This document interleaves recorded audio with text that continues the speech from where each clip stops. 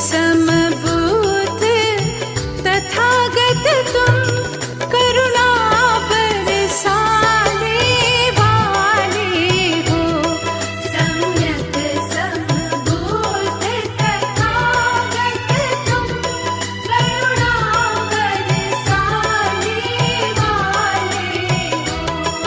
अज्ञान की घोर सघन तुम में, अज्ञान की घोर सघन तुम में नव ज्योत जगाने वाले हो।